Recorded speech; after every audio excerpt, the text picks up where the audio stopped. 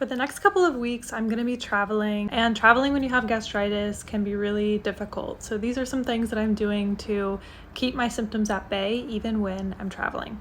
I've been healing from gastritis since the fall of 2023. My symptoms are very, very minimal now, so I'm able to kind of be a little bit more adventurous these days. However, these tips will apply to you if you're at the very beginning of your journey. And my first tip is bring as much stuff as you can to eat and also supplements that you know help you.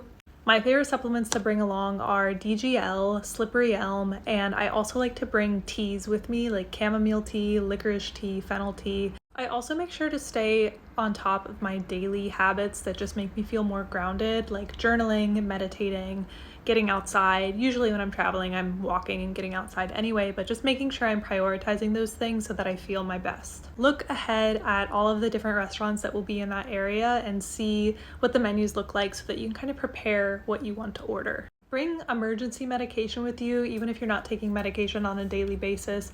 Take some backup medication. Pepto-Bismol is one of my go-to backup medications in case something goes awry. Other things I like to take in an emergency situation are Gaviscon. I use the European Gaviscon. I think the formula is a little bit better than the US formula. If you get nauseous really easily, bring some peppermint oil with you. It helps to kind of breathe in the scent of the peppermint oil. I just have a little essential oil bottle of peppermint oil that I bring with me.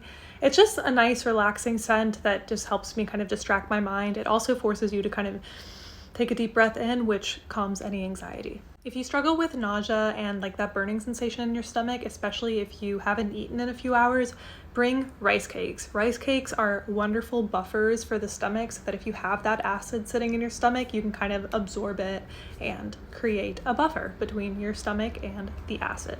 It's also wonderful if you have nausea too, just to kind of munch on something light and airy and easy to digest. My travel tips will vary a little bit depending on where I'm going. I'm traveling around Italy and I know Italy very well. It's where I live now. And I'm also traveling back home to the US for a week, so I know it very well there too. But if you are going somewhere new, there's always a way to kind of do your research ahead of time and figure out kind of a strategy to make the trip as enjoyable as possible.